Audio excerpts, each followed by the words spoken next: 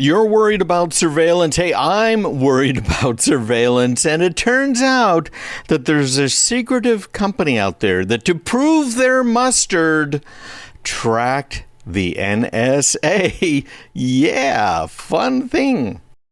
This is a company that is scary. We've talked before about a couple of these scary guys. There's this Israeli company called NSO Group. And this NSO Group is absolutely incredible what they've been doing, who they'll sell to. These guys are a company that sells cell phone, smartphone exploits to its customers. And they are alleged to have sold their software to a variety of human rights abusers. We're talking about NSO Group coming up with what we would term a zero-day hack against iPhones, against Android phones, against pretty much anything out there. So in other words, a hack that no one's ever seen before, and then use that in order to get into the phone and find information.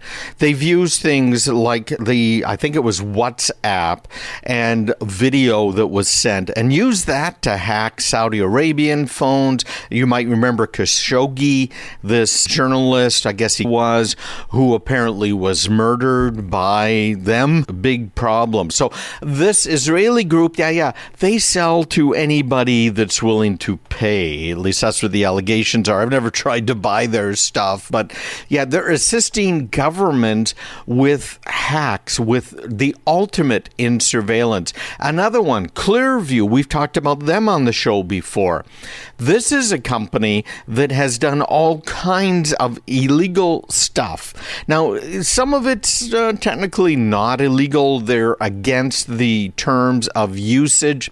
What Clearview has done, and now they've gotten involved in this Russian Ukrainian war that's been going on here. They've gotten involved with a number of legal cases in the U.S. What they did is they said, okay, great, let's do something. You remember Facebook, right, guys? You've heard of that before. And how Facebook got started. Mark Zuckerberg went ahead and stole the pictures of the women that were in Harvard's catalog. Now, when I say catalog, okay, this isn't like a catalog of women, order one, mail order type thing. We're talking about their index, their contacts. There's a catalog of all of the students that are there in the school. So Zuckerberg goes and grabs those against policy. Okay, maybe it wasn't strictly against policy at the time. And then he puts up something called the Facebook, where people can look at a picture of a girl and decide whether or not she should get a 5 or a 10 or a 1. Yeah, that sort of stuff. Abusing people. That really is abuse. I can't imagine the way people felt at seeing their ratings by people that didn't know them, that somehow their definition of beauty really defines who they are. It's crazy what the stuff he did. So he started his business by stealing stuff. Microsoft started his business by going ahead and misrepresenting, some would say lying to IBM about what he had as far as an operating system goes, right? Again and again, we're seeing dishonest people getting involved, doing dishonest things to get their companies off of the ground. And I have a friend who's an attorney who says, and Craig, that's why you will never be wealthy, because you just wouldn't do any of that stuff. So Clearview is another example of these types of companies. In this case, Clearview went to Facebook and crawled any page it could get its little grubby crawlers on. So it found your public Facebook page. It went all over the internet. There's a number of websites. Some are out of business now, but that you upload your pictures to. People can rate them, can share them. You can share them. Hey, you got your own photo gallery here that you can share with friends and a million other people, right? That's what ended up happening. That's how those guys made the money. They're selling you on, hey, you can look at how convenient this is. You can have your own little photo gallery, and you can take that photo gallery and share it with your friends. And then if you read the fine print, it's, hey, and we'll make money off of showing your pictures and showing ads. Well, Clearview went and scanned every website it could get its grubby little scanners on, crawled through them all, downloaded pictures of any face that it could find, and then went ahead and digitized information about people's faces. So it spent years scraping, and then it put together its technology, facial recognition technology, and went to the next level, which is, hey, police department, get my app. So you can get the Clearview app, and you encounter someone, you can take a picture of them and upload it, which now gives them another face, doesn't it? And then once it's uploaded, it'll compare it, and it'll say, okay, found the guy, here he is. So with the Russia-Ukrainian war, what they were doing is taking pictures of dead and injured Russian soldiers, running them through this database online of all of these faces, found out who they were, and went so far as to use other stolen data online. Now, this is war, right? The whole thing is crazy. But the stolen database online found out who their mothers were, the phone numbers for the mothers, and have people all over the world sending text messages to mom about their dead son. Yeah. Okay, so Clearview sells it to police departments. They sell it to pretty much the highest bidder. They say, hey, listen, we don't do that. Come on, right? Now, there's other data brokers, and I've had a few on my show in the past, who are using harvested information from phone apps to provide location data to law enforcement so that they can then circumvent what? You have a right to privacy, don't you? It's codified right in the Bill of Rights, those first 10 amendments to the U.S. Constitution. And it was also defined by the Supreme Court's Carpenter decision. So we have protections in the Constitution, natural rights, that were confirmed by the Supreme Court that say, hey, the federal government, you cannot track all of the citizens. You can't track what they're doing. You can't harvest their information. And yet, at the same time, they go to the data brokers that have put together all of these face pictures, figured out who your friends are. You sign up for Facebook, and it says, hey, you want me to find your friends, see if they're already on Facebook? Just hit yes here and upload your contact list. So up goes. Facebook says, oh, look at all your friends we found. Isn't this exciting? And in the meantime, in the background, Facebook is looking at all of this data and saying, we now know who your friends are. And so many people have wondered, wait a minute, I didn't do a search for product X online, and yet I'm getting ads for product X. Well, did you mention it to a friend who might have done a search for it?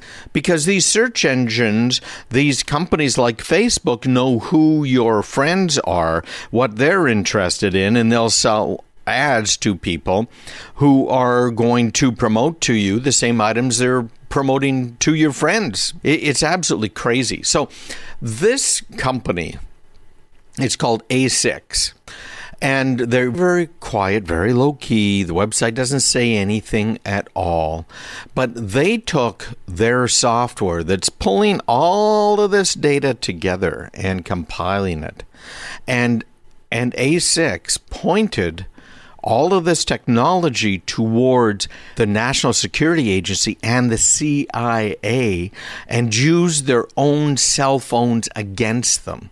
Now, why did they do this? They didn't do it to prove something about how you shouldn't allow this sort of thing to happen. And they didn't do it to prove that, man, we got to have tighter controls because look at what we can do. If we can do it, other people can do it. No. According to audio-visual presentations and recordings of an A6 presentation reviewed by The Intercept and Tech Inquiry, A6 claimed that it can track roughly 3 billion devices in real time. That's equivalent to a fifth of the world's population. You're not going to find anything out about A6. It's called Anomaly 6. Good luck online. If you find it, let me know. Me at craigpeterson.com. I'd love to know more about these guys. The only thing on the website for them is an email address. And A6, Anomaly 6, in that presentation showed the nation spooks exactly what A6 knew about them.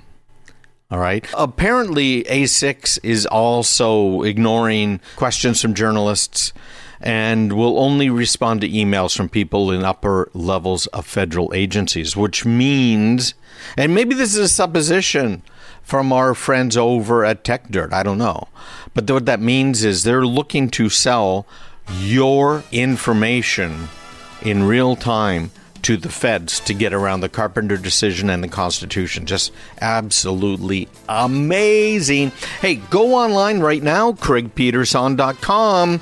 I'll send you my special report on passwords and my 2 other most popular, craigpeterson.com.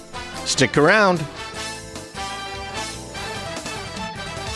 Have you ever wondered about search engines? Which one should you be using? You're not alone. It's probably the number one question I get from people. What should I use? Google is falling behind, but we're going to talk about the top engines and the whys. Google has been an amazing company moving up. Of course, we're just talking about the cheats so many companies have taken over the years. And Google has certainly had its share of cheats. I haven't seen anything about them just doing completely underhanded things to get started. I think they were pretty straightforward. They had a great idea back in the beginning where they were just looking at links. How many sites linked into this one particular site? And that gave this concept of a page rank. Very simple, very easy to do. Of course, there are problems with that because you would end up with pages that are older, having more links to them, etc. And they have, over the years, really improved themselves. But we also have some other problems right now with Google. If you do searches on Google for a number of different, and you'll see that really Google search quality has deteriorated in recent years. We've talked before here about some of the problems with Google and elections and how they have obviously gone out of their way to influence elections. There's a study done in Orange County, California, or at least about Orange County, California, and an election down there showed that Google had a major influence on that election and also tilted it a certain way on purpose. Absolutely amazing. So that's one way Google has fallen behind. But you can look at all kinds of searches and hope you're going to get a great response, and you don't. Have you noticed that? It's gotten worse. And then on top of it, you're starting to see more ads squeezed in. It is not great. I have used it, of course, for programming in years past. Before that, I liked Alta Vista, which was a Digital Equipment Corporation product. Alta Vista was pretty darn good, and you could use Boolean logic with it. Google says you can use Boolean with us, but it's not the same. Google's is very simple. But at any rate, they have not made any great leaps here going forward. It's been absolutely amazing. So let's go through the search engines. I'm going to give you right now the pros and cons to some of these search engines out there. So we started with Google. It is the 800-pound gorilla. And in case you didn't know, the number 2 overall search engine is YouTube, okay? But let's stick with straight searches, not video searches. So what is great about Google? One of the big things is they like fresh content. So if you're looking to do search engine optimization for your business, you are best off having some keystone pages. So having these pages that are kept up to date. So you might have a page on whatever it might be, hacking, VPNs, right? And you make sure you update it because Google does favor the fresh content. They rank blogs and services, which is really nice. And they're accessible on any device. They have apps. They work well on a browser. And I'm right now, I'm looking at an article by lifewire.com on the best search engine. So you'll see some of this information there. What they don't like about it is the same thing you don't, right? Which is it collects all kinds of data on you. They also have hidden content that might damage your ranking as a business or someone who has a website, and the search delivers too many results, millions of results. Yeah, there probably are millions of results for a single search, but what I want are the really relevant ones. And Google learns over time what kind of results that you want, which is kudos to them, but they are tone deaf sometimes, frankly, as well. Okay, our number 2 on our list of top 8 is DuckDuckGo. Now, I've been talking about them for quite a while, and some people have been disparaging DuckDuckGo lately. And the reason is they say, well, the search results maybe are a little wrong, right? They are maybe doing a little censoring, not as much as Google does, but some. At first, DuckDuckGo.com is where you'll find them online, named after that kid's game, is a privacy search engine.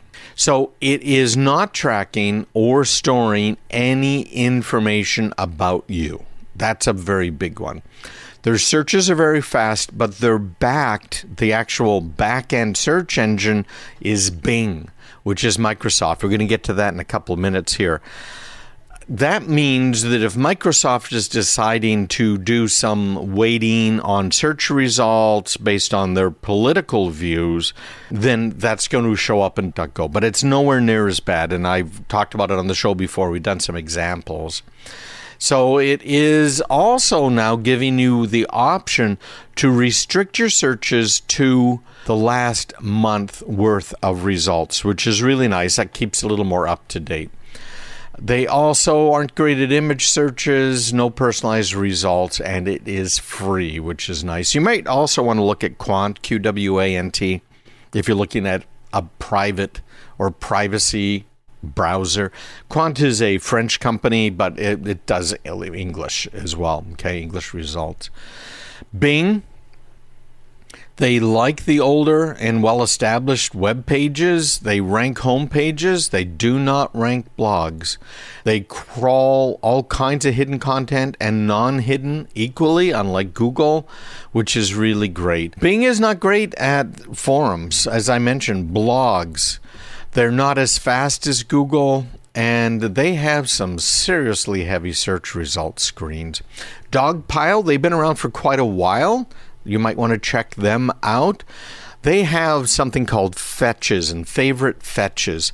So you can have a home screen when you go to Dogpile, and you'll see right there your favorite searches, and they're right there for you. You can just keep going to them. They use multiple databases so they can get broad results, multiple back-end search engines, and there's no home screen personalization available with it, and lots of sponsored results, which isn't a real big deal, but you'll find them online at dogpile.com. Google Scholar Search. I've used this a number of times. If you're looking for scholarly articles, it is really good. You can get citations in various styles if you are working on your master's, PhD, whatever it might be, and they're imposing a style in the document that you're writing, so you can put it into the bibliography. And they got a lot of great stuff. Google Scholar, you'll find online at scholar.google.com. Webopedia Search, it focuses on technical terms and applications, which is good, friendly to non-tech users, and it is only searching Webopedia's 10,000 word and phrase database, so that's pretty good to understand too.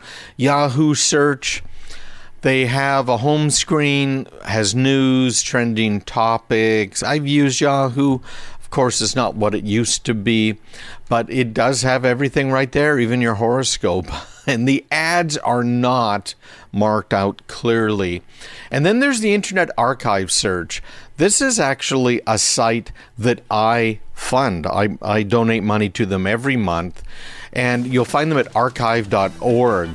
But it is really cool. You can search based on time frames. Again, if you are doing papers, if you're a journalist, etc., you can find what was the internet like, or what was this web page, what was it like around Hurricane Katrina in 2005. Right there, you'll find it online at archive.org.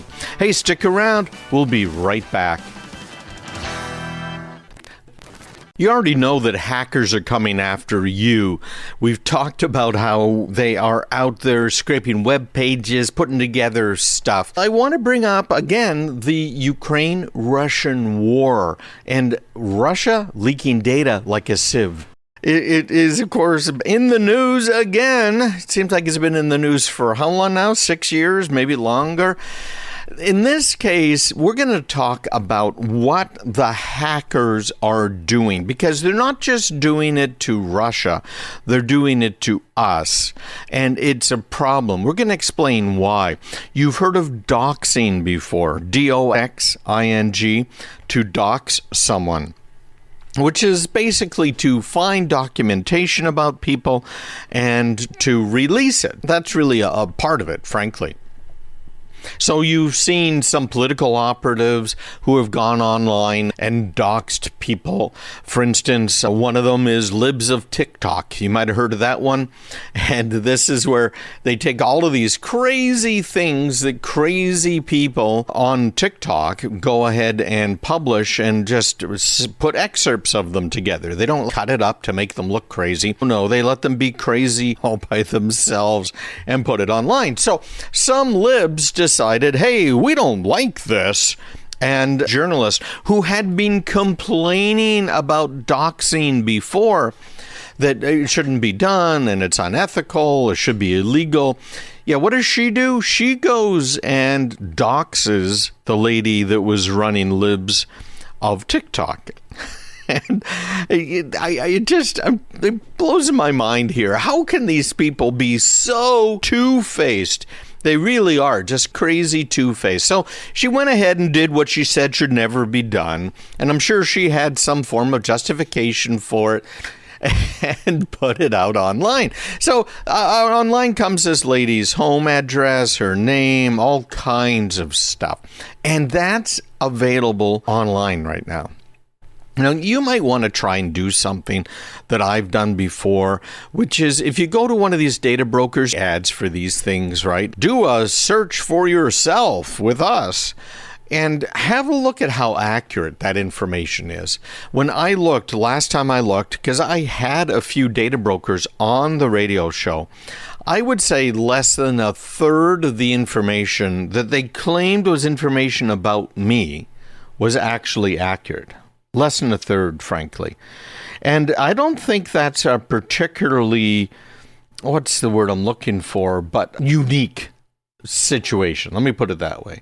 I don't think it's unique at all. I think they get a lot of it wrong because remember, they're trying to piece together this, piece together that, and put it all together. So you can't 100% rely on any of that stuff. And as I said, for me, it wasn't particularly accurate. Now let's move into war.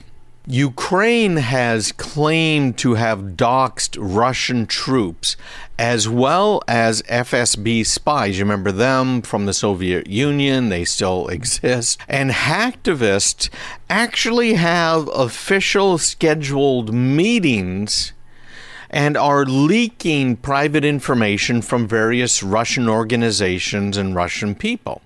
So we're talking about things like their names, birth dates, passport numbers, job titles. And the personal information that they have released about these Russian companies and people goes on for pages here. It looks like, frankly, any data breach. You'll find a great article about this that I'm referring to in Wired.com. But this particular data set contained personal information on 1,600 Russian troops who served in Buchka, a Ukrainian city that's been attacked by Russia. And by the way, you've probably seen these things. There were all kinds of accusations here of multiple potential war crimes. What was going on over there? So this data set's not the only one. There's another one that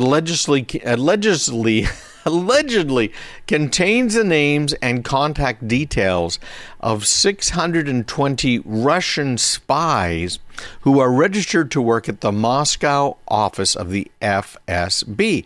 That is Russia's main security agency.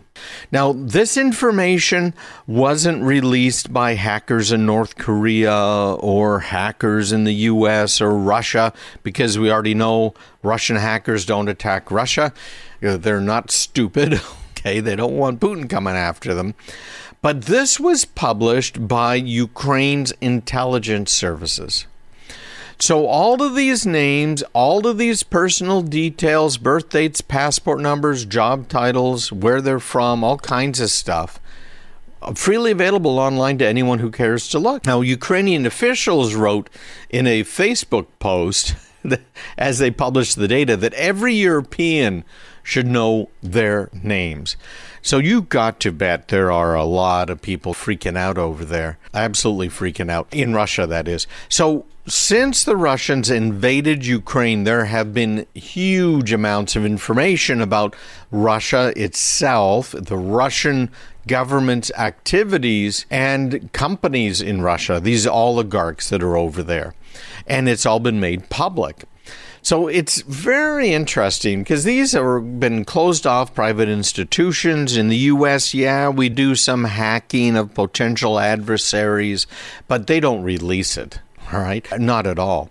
But there's really two types of data here. First of all, you've got the information that the Russian authorities are publishing, their allies are publishing, and then you've got the hacktivists.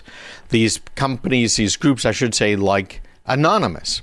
Hundreds of gigabytes of files and millions of emails have been made public, including some of the largest companies within Russia. The big guys, oil and gas companies, lumber companies, etc., etc. So there's a former British colonel in the military intelligence that Wired is quoting here. His name's Philip Ingram. And he said, both sides in this conflict are very good at information operations. The Russians are quite blatant about the lies that they'll tell. We're used to that, aren't we? And much of the Russian disinformation has been debunked. But they say they have to make sure that what they're putting out is credible and they're not caught telling outright lies in a way that would embarrass them or embarrass their international partners. So it's really quite interesting. We've started seeing this stuff coming out in March 2022, of course, right? And it's hard to tell how accurate the data is. It looks probably pretty accurate. It has been scooped up, as I mentioned on the show before. Some hacktivists, one of whom has put together an app that anyone can download, and it allows you to send text to the mothers of Russian soldiers, some alive, some dead, and it automatically translated into Russian. I assume it's a crude translation, but whatever. So you can harass some poor babushka over there in Russia whose grandson is out there fighting. This is just incredible. We've never seen anything like any of this before. But doxing, very toxic online behavior. And when it comes to war, the gloves are... And by the way, these groups that I mentioned, these hacktivists, have official meetings Tuesday mornings on Telegram. And they talk about who the next target is. Absolutely amazing. Make sure you visit me online, craigpeterson.com, and don't go anywhere, because we've got more coming up here about organizations in general here in the U.S. Breaches are up, stolen data are up, and the number of bankruptcies are up because of it. Hacks are up. Now, you know that. We've known that for a while. But did you know that is not necessarily the number one reason businesses are suffering breaches? So we're going to talk about that right now. What else do you have?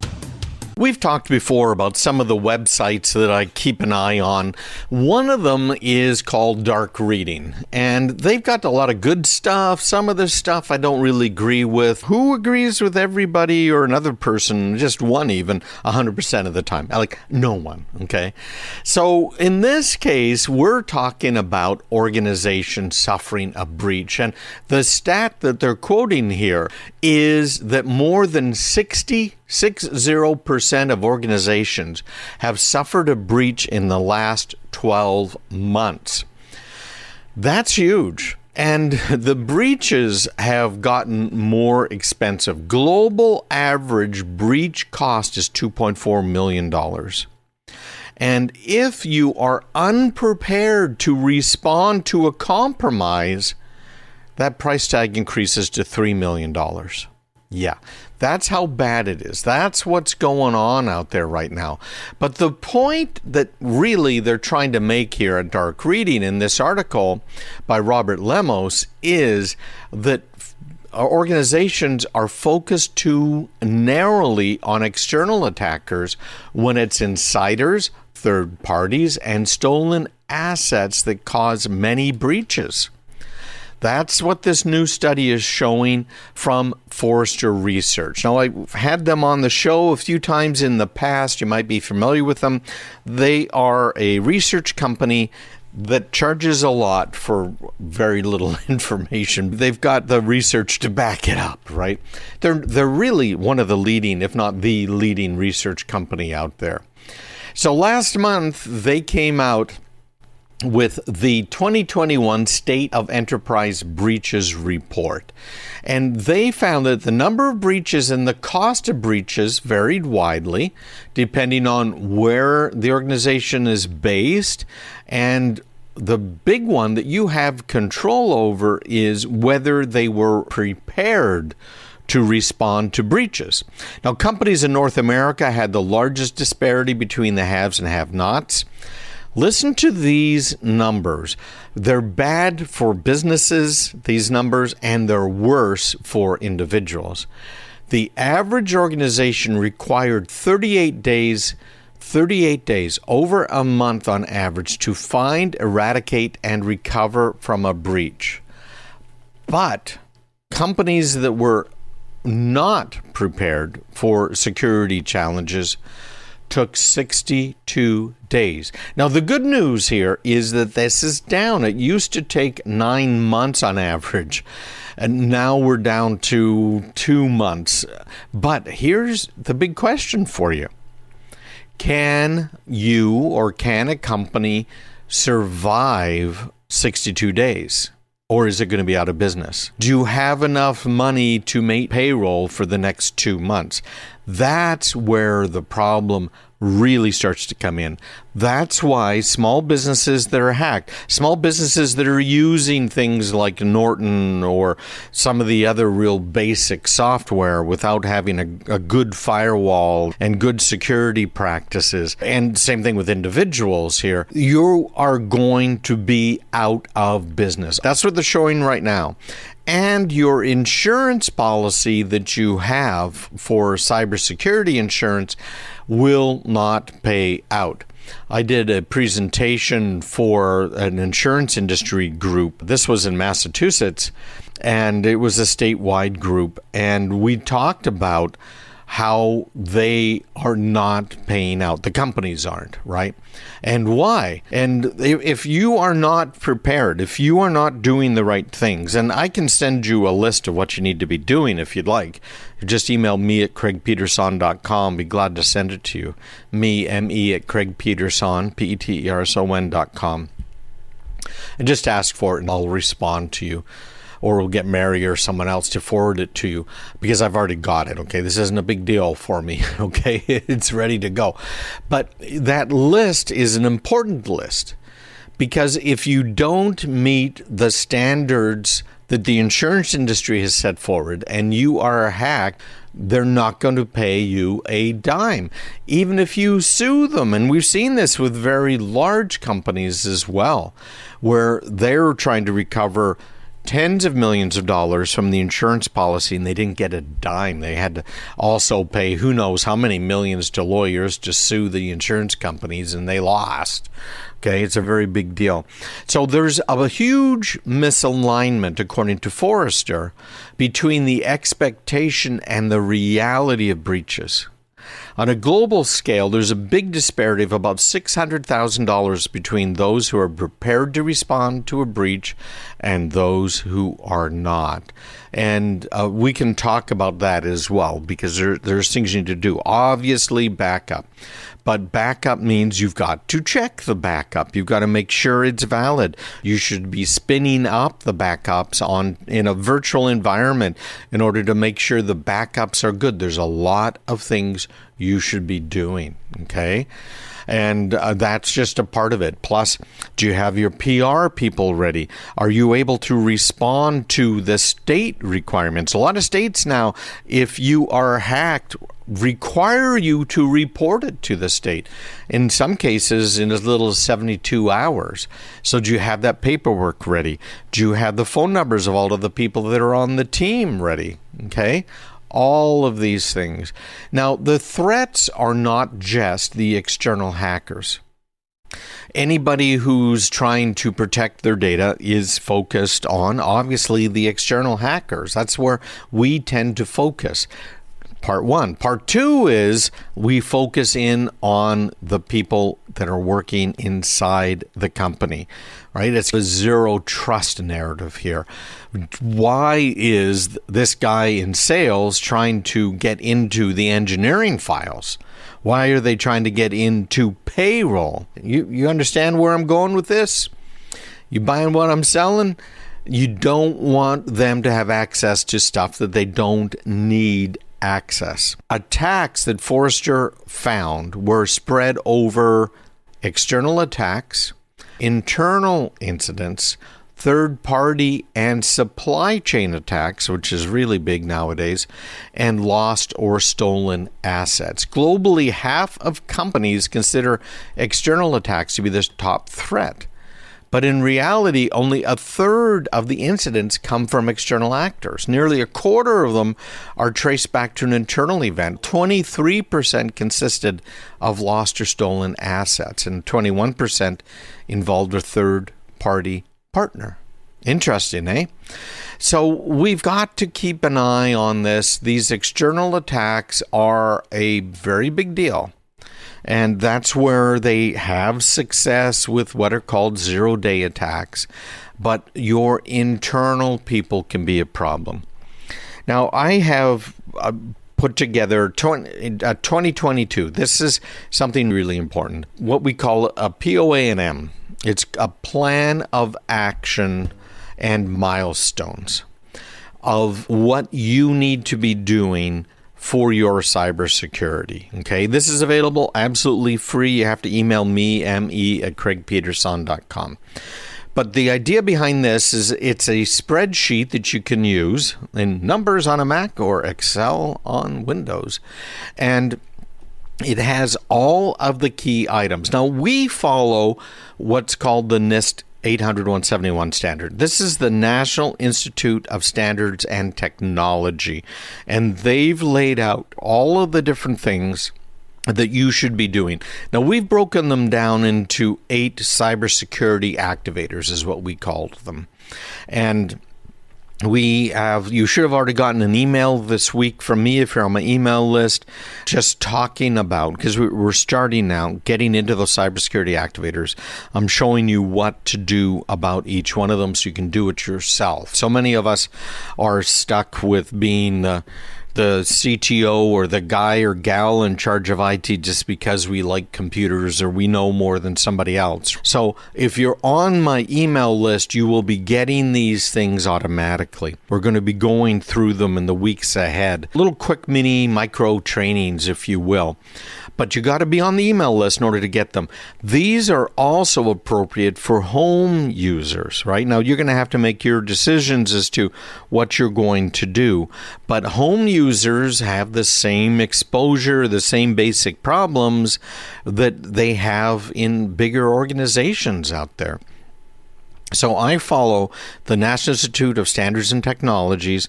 They have broken it down into a number of different sections. They actually require it. And if you are compliant with this NIST standard, you are going to be able to recover your money from the insurance company if you are hacked. I don't know. I was going to say if or when, but hopefully you won't get hacked because of this. So it's an important thing to follow. So make sure you go to craigpeterson.com/subscribe right now and get subscribed. A lot of stuff for home users. My business is focused on securing businesses, particularly regulated businesses, right?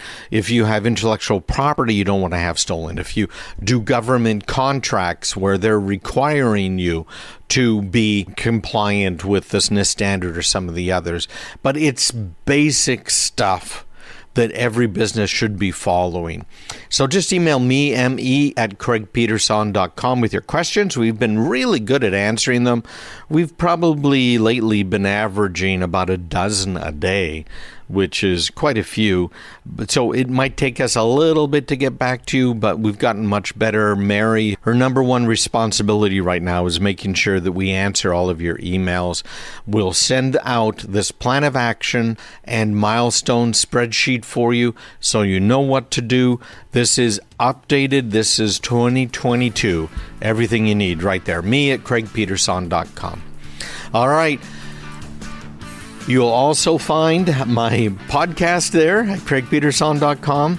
And I want to point out that I'm not doing the show on video anymore. It just wasn't getting enough traction with it, and it just takes too long. Anyways, craigpeterson.com. This is one of the top topics I've had people ask about lately, and that is protecting yourself and your business against Russian hackers. So I've got a presentation.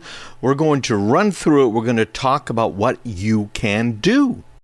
This has been a long time coming. I have been doing a lot over the years of webinars, of online meetings, trying to help people understand what's going on, what can be done. And I got a great email this week from one of the listeners who's been, on my email list now for years. I'm not even sure how many years. And he was saying, hey, thanks for giving all of this information for free for us small businesses that just can't afford it. And I got to thinking, because there have been a lot of requests lately, for instance, backups. How should I be doing them? What should I be doing? And a number of other topics that really all go together into the how do I protect myself, my business from ransomware, from these Russian hackers. So that's what we're going to be talking about today. We're going to go through a few of these. This is going to be a series. We're going to continue this here in weeks ahead. And I appreciate all of your feedback. And if you miss part of it, make sure you email me, just me@craigpeterson.com. Let me know, and I'll be glad to send some of it to you. Now, I'm recording this on video as well, so it's great when you're driving around and listening in, picking up some tidbits. And if you do want to see the recorded version, you, again, drop an email to me at craigpeterson.com, or search for me on YouTube or on one of the other sites that are out there like Rumble. And you'll find this as I release it, because this is going to take a few weeks to really get into the whole thing. So let's get started. I'm going to pull this up here full screen for those watching at home. And what this is called today, we're talking about protecting your business and yourself from Russian hackers, because they have been out there, they have been causing just all kinds of problems. But there's a few things that you can do, and I have them up on the screen here. Let me pull them up. But I want to get into the background first. There's this Russian ransomware group. They're a bunch of bad guys, and it's called Conti. Now, Conti has been around for a long time. These are the guys that have been ransoming us. They're the guys who have been ransoming businesses. They've been ransoming government. You might have heard them. They've got into hospitals. They have been all over the place, and they've raised a whole lot of money for the Russians. I'm also going to tell you about a couple of things you can do here, because there's a real neat trick when it comes to keeping Russians out of your computers. But Conti decided, hey, listen, we are all for Russia and President Putin. So they came out with an official warning. I want to read this to you. It says, if anybody will decide to organize a cyber attack or any war activities against Russia, we are going to use our all possible resources to strike back at the critical infrastructures of an enemy. Yeah, not the best English, but much better than my Russian. I got to say that. I know 2 words or so in Russian. But they said that they were announcing full support for President. Well, that's a pretty bad thing if you ask me. They also have ties to Russian intelligence. But what are we talking about really? Well, think of the KGB, the FSB is what they're called nowadays, but directly tied in. China and North Korea, Iran are also now tied in with Russia to varying degrees, but all of them are a little bit concerned about getting into it a little too much. But we're going to talk about their tactics. That's what's important today. What are they doing? Why are they doing it? What can you do about it? So the first thing is password spraying. This is a big deal. I've got a nice big slide up here. I like that color blue. I don't know about you, but I think it's pretty. But password spraying is something we all need to understand a little bit better. It's a brute force attack that has been really hurting many of us. Let me see if I can get this to work. For some reason, it has decided it just doesn't want. Let me see here. What is up? Always something, isn't it? I'm getting a white screen. But it's a brute force attack, targets users who have common passwords. Now, this is a problem when we're talking about passwords. If you have a password that has been breached in any of these breaches that have gone on over the last however long, right? 30 years plus now, that password is known to the bad guys. So what they'll do is they'll take that common password and they'll start to try it. So password spraying is where they will go to a bank site or they'll go to Google. Oftentimes they're trying to get at your email account. So if you have Google email or Yahoo or Hotmail, they'll try and use passwords that they have found against accounts that they have found on those various sites. That ends up being quite a big problem for everybody out there. Okay, I got that screen back here, so I'll put that up for those people who are watching. But they will send multiple times attacks using variations of these passwords, and it's known as a low and slow method of password hacking, because if they were to go bam and send all of these passwords and login attempts at once, they'd get caught. The automated systems would say, hey, wait a minute, this is not good. We're going to cut you off. In fact, that's what I do for my clients. We have remote access using SSH, which is an encryption session so that we can have a terminal session. And if you try and log in 3 times, we automatically zap you. Right, we shut you down. So they take a very slow approach to this password spraying technique. And they're also going after volume, which makes a whole lot of sense. And there are right now billions of passwords, usernames, email addresses that have been stolen that are sitting out in the dark web.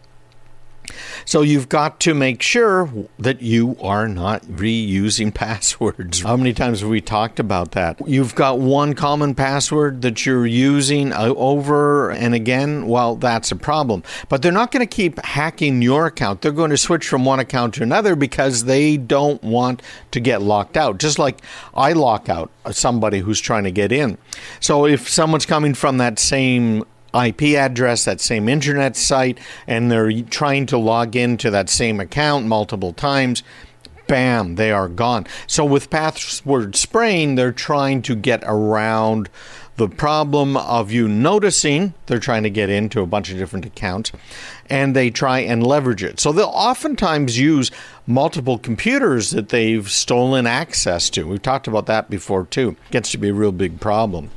Now, they're also targeting these single sign-on and cloud-based applications because once they're on using one of these federated authentication protocols, they can mask the malicious traffic. We've heard some of these hacks lately where they're using a token that they managed to pick up from somebody's email account, or they got onto Microsoft and they got into the email account on Microsoft. That happened recently in a supply chain attack. SolarWinds, you heard about that, 2021, right? So they're going after these email applications, including Microsoft, what Microsoft has done. They're going after routers and Internet of Things devices for a very good reason. Those IoT devices, which are things like your smart lights, they can be controlling the cameras outside. They go on and on. There's thousands, millions of them now, actually. All the way through your microwave, they tend to not be very well protected. So that's a real big target for them. So step one, they want to acquire a list of usernames. Step two, they're going to spray the passwords. Where do they get those passwords and those usernames? Well, they get them from breaches. So again, if you have an account that's breached at some online shopping site, a big one, a small one, it doesn't really matter. That particular breach is now well known, and they can, will, and do gain access to your account, which is step three, gain access to it. It gets to be a serious problem. Okay, how do you know if you are under attack? Number one, there is a spike in failed logins. This is where having a system, and there's technical terms and stuff for this. I'm trying to avoid a lot of those terms.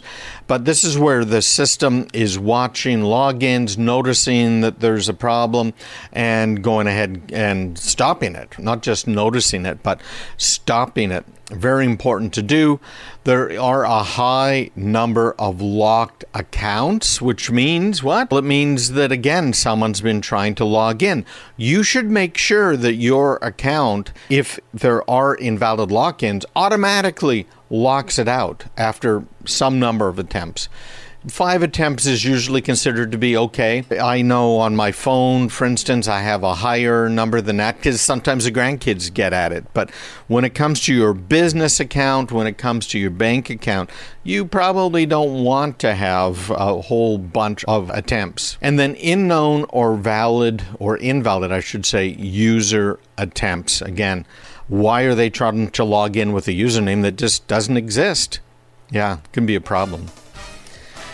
Hey, when we come back, we're going to talk about some steps that you can take here to really remediate, maybe even stop a password spraying attack. I've already given you a few ideas here, but what are some active things that you can do, particularly for a small business, to really protect yourself?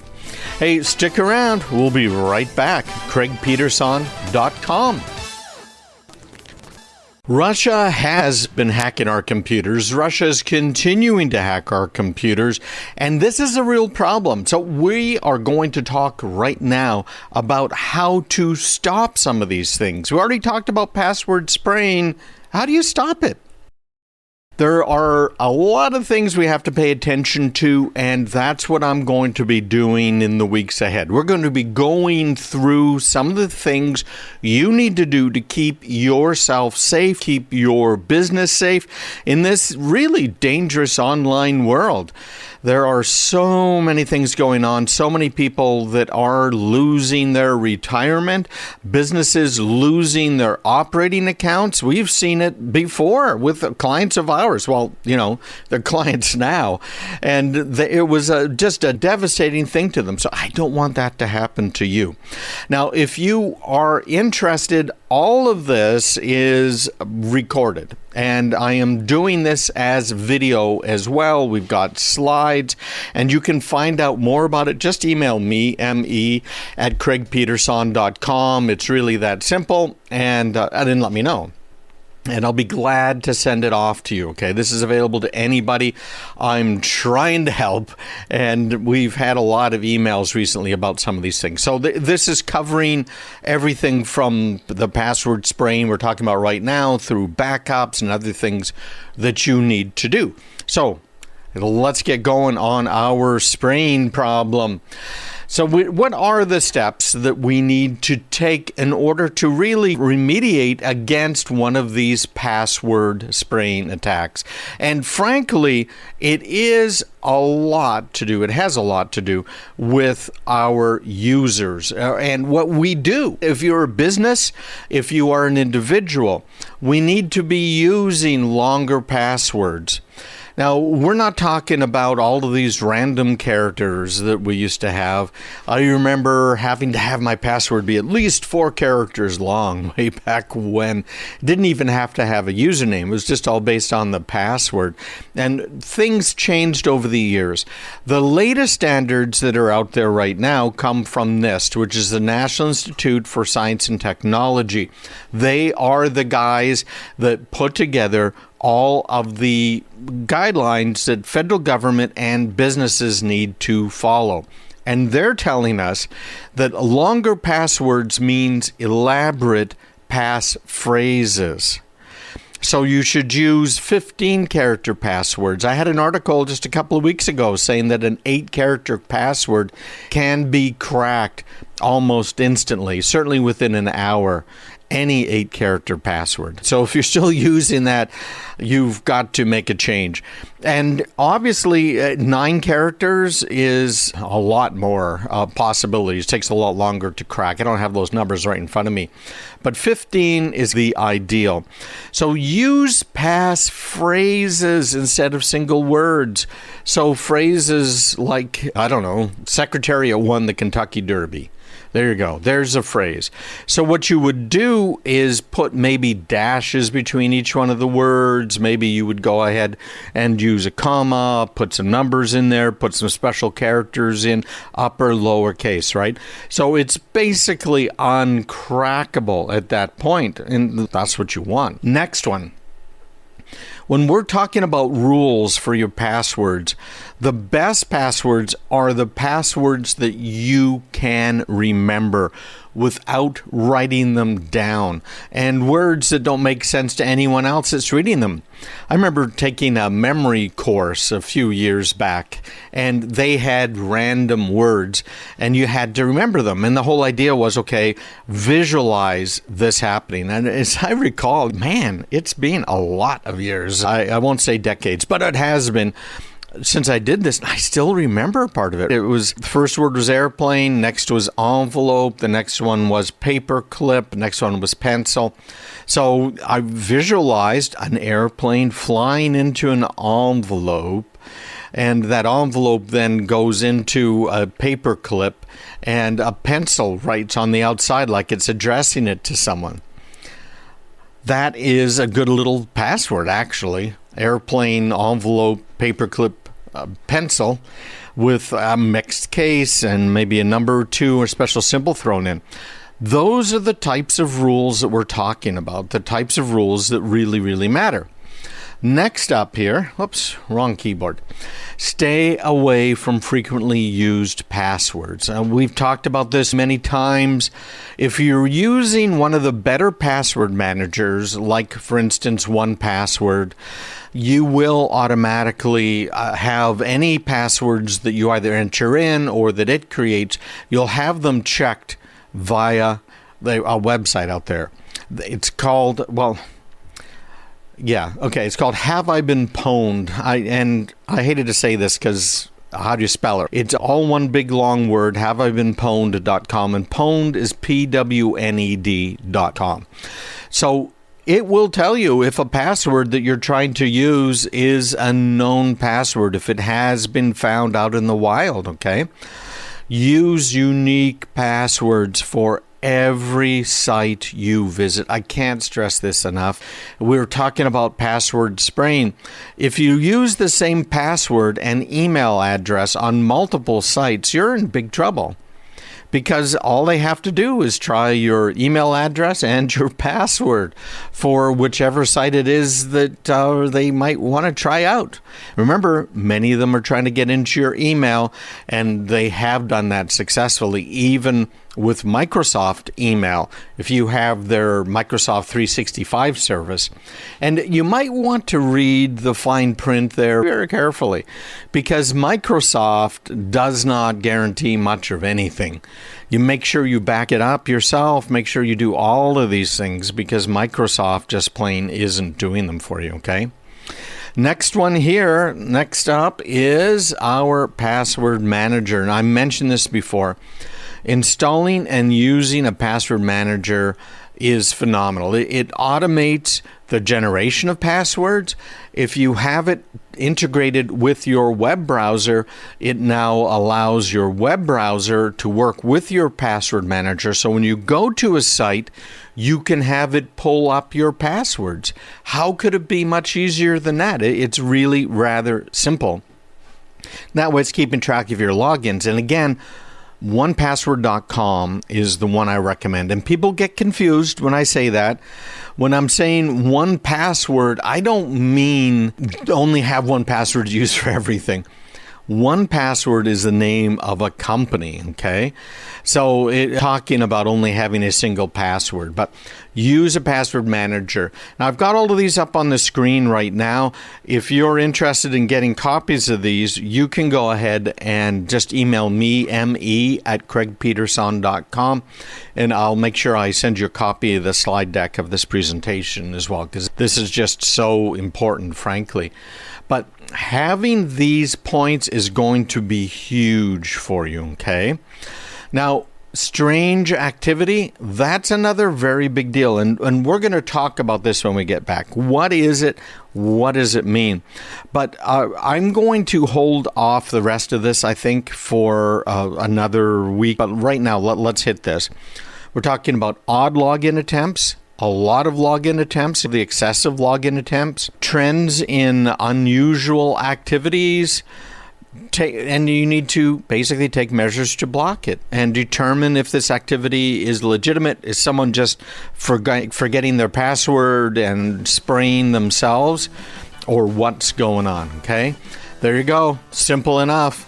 Hey, everybody, you can find out a lot more, and you'll be getting links to this automatically to these videos, etc.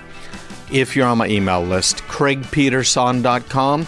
And you can email me, me@craigpeterson.com. We'd be glad to send you this or any other information I might have. All right, take care. We'll be right back. Putin has been working for a while. In fact, it looks like as early as September in 2021, Putin started going after major U.S. corporations. So we're going to talk about that and what does it mean? Putin has been going crazy for a while. I'm going to put this up on the screen for those of you who are watching either on Rumble or YouTube. But Putin planned this whole invasion apparently quite a while ago. And I got an article from the Washington Post up on MSN talking about what Putin did, at least a little bit about what he did.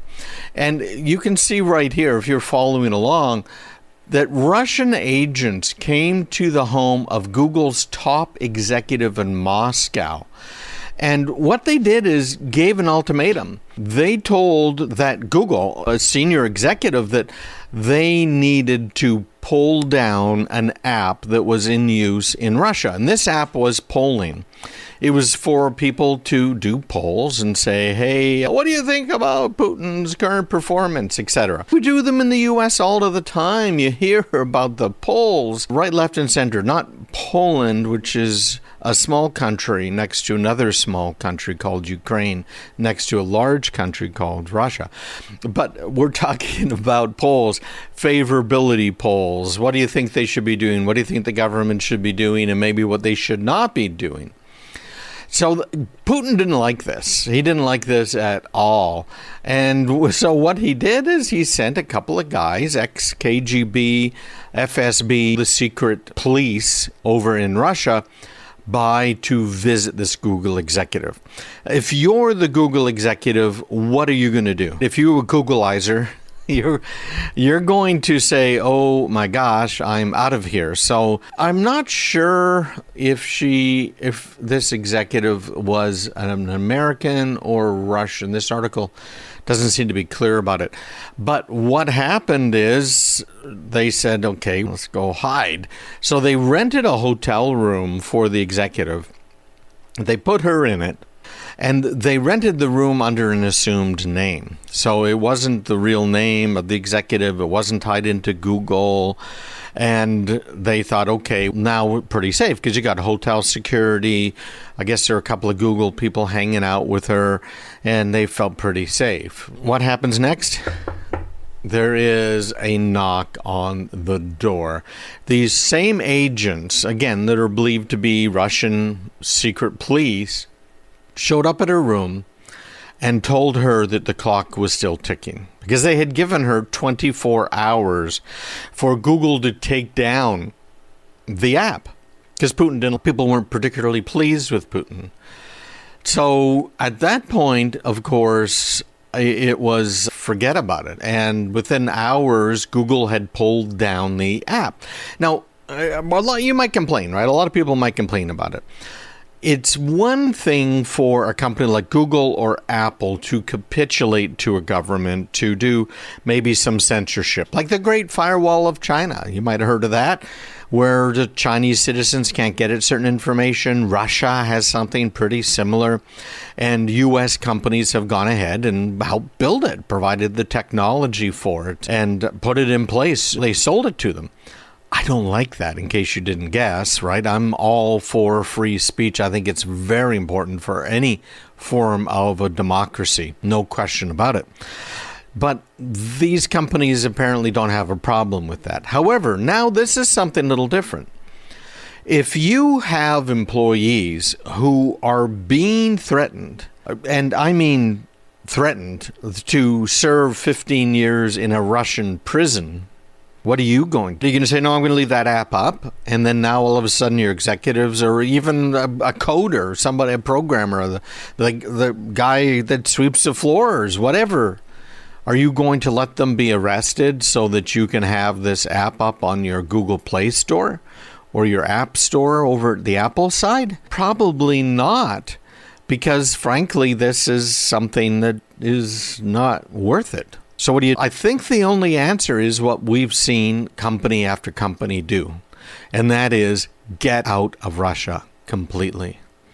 And there was an interesting story, I read this recently about McDonald's. You might remember back in the Soviet days, McDonald's worked out this deal with the Soviet Union to open a McDonald's right there downtown Moscow. I guess it was pretty prominent. I don't know if it was, I think it might have been even on Red Square. And there were people lined up to have an American hamburger, and it's been pretty popular the whole time. McDonald's closed that store and pulled out of the country. Starbucks is pulled out. Are they going to reopen? Because I don't think either one of them said, forget about it, we're not coming back. But I know both of them have closed down operations. Automobile manufacturers from the U.S. have closed down operations. What is their choice? You can't just go ahead and say, okay, you just go arrest people, or we'll keep quiet for now and come back later. What are you supposed to do? That's part of the problem with these oligarchies, with these people who are basically all powerful. Now, we actually see some of that here in the U.S., which is just a shame, because we see these companies going ahead and cutting out free speech, saying, oh, you can't say that. There was a time where if you said masks work, that you would have been censored. And then there was a time where if you said masks don't work, cloth masks don't work, you would have been censored. There was a time if you said masks aren't necessary, you would have been censored, right? But the science is settled, which is crazy. Science is never settled. And we could go on with this for hours and hours, but Putin is not a good guy. And this article, I'm going to bring it up on the screen here again, but this article talks about Putin. In a single year, and again, this is MSN, Putin had his political nemesis, Alexei Navalny. Yeah, I got it right. He had him imprisoned after a poisoning attempt failed to kill him. Do you remember that whole poisoning attempt? Where they gave him this really nasty radioactive byproduct, as I recall. And Putin went ahead and basically shut down. They pushed all of these independent news organizations to the brink of extinction. Look at what happened with Russia Today. The entire staff walked off on the air, saying we're not going to report on any of these lies that are coming out of Moscow. It's happened again and again. Putin orchestrated a Kremlin-controlled takeover of Russia's Facebook equivalent. And he's also issued liquidation orders against human rights organizations. And so all this is going on. What are you going to do if you're Apple, if you're Google, right? I can see the criticism of those countries, or companies, I should say, when they're cooperating with the regimes, putting in place things like facial recognition to spy on people, to have a social credit system, these great firewalls in these countries. But when you have something like this happening, forget about it. There's nothing you can do. And the crackdown is accelerated. Facebook and Twitter were knocked offline by the government for millions of Russians. News outlets that survived the state harassment for years shut down in the face of a new law imposing 15-year prison sentences for spreading fake news. It's incredible what has happened, and we've got to be careful here in the U.S. too, because we see this censorship. There were a lot of complaints about what was happening under Donald Trump, President Biden, both Obama and Biden. Both of those have done some of these same things to a lesser extent. Stick around, we'll be right back. This whole war with Ukraine and Russia has brought a few things to light here over the months and really the more than a year that it's been leading up to the beginning of that war even. But we've got Clearview in the news again. So you can always follow along at Rumble or at YouTube. But there's a great article here I have up on my screen for you to see. And this is from Reuters, carried over on MSN. And it is an exclusive story talking about Ukraine using something called Clearview's AI facial recognition. This, to me, is absolutely fascinating because what is happening here is the technology that Clearview developed and has been selling to police forces in the United States is being used on the battlefield in Ukraine. Now, here's what the technology did and does. Clearview illegally went on websites, major websites all over the world, and did what we call scraping. Now, scraping is where they go to the site and they grab the pictures. So they scraped Facebook, they scraped YouTube, they scraped LinkedIn, and many more. And then they put it all into a big database that told them where they found it, who that person was, and then they also took that biometric information information from that image of the face and came up with some unique codes. A hash, basically, is what they did. And now what Clearview is doing is, if you are a police organization, you can get a little app that runs right there on your phone.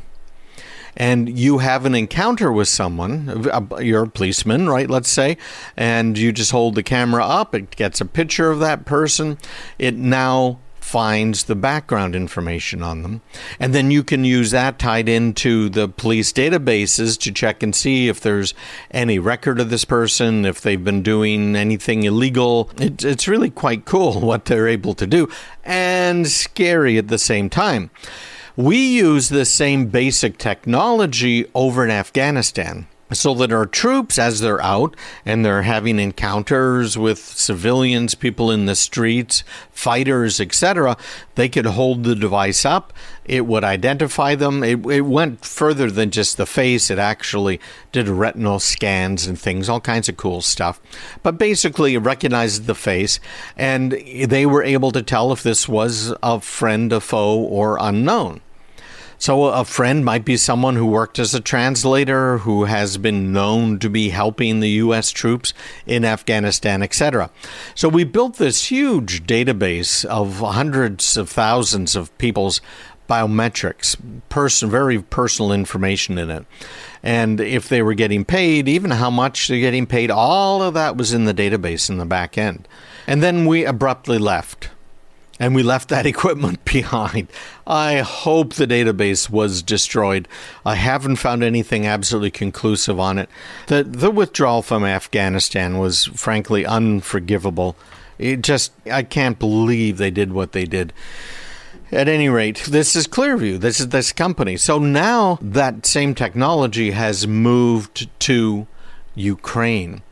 What's interesting about this whole Ukrainian thing to me was, okay, great, now they can identify people, but can they really identify pretty much everybody? Who are they going to identify? As it turns out, Clearview also illegally stole photos of people over in Russia and in Ukraine. So the Clearview founder said that they had more than 2 billion images from Russia. How's that, right? From this social media service called VKontakte or something like that, out of a database of 10 billion photos total. So 1 out of 5 of the pictures they scraped was Russian, which surprised me. So the Ukrainians have been using it to identify dead Russians. And they're saying it's much easier than matching fingerprints, even works if there's facial damage. It's scary to think about, right? War is terrible. Who wants to go to war? I can't believe all of the people that want to jump in there. I really feel for these people in Ukraine. What can we do? What's our proximal interest? Research for the Department of Energy found that decomposition reduced the technology's effectiveness, while a paper from 2021 showed some promising results. Now, this, again, is an example of technology being used in a way it's never been used before. And having that ability to identify dead or living combatants on a field like this is just amazing. So this is the most comprehensive data set. There's critics, of course. They're saying that the facial recognition could misidentify people at checkpoints. Obviously, it could misidentify people in a battle. Mismatch could lead to civilian deaths, just like unfair arrests have risen from police use. And that's from Albert Kahn, Executive Director of Surveillance Technology Oversight Project in New York. So, as usual, these things can backfire, and I think they probably will, given a little bit of time. And that's a sad thing. Now, I also want to talk about this. This is cool. Another article here. I'm pulling up on the screen right now. And this is about some hackers. Now, we know that the Kremlin's been lying. We know that if a politician's lips are moving, they're lying. Right? Isn't that the old standby? But Russians apparently don't know this. And the average Russian on the street is thinking that, okay, we're rescuing Ukraine. Isn't that just a wonderful thing? There's a couple of ways that the hackers have been getting around it. It's called Squad 303. They have this tool that's hosted at the domain 1920.in, which is an Indian domain. And it loads a pre-written statement in Russian into your native SMS app. In other words, the app that you use for texting. And the idea is they've taken, let's see here, tens of thousands, I'm trying to remember the exact number of stolen phone numbers from Russia.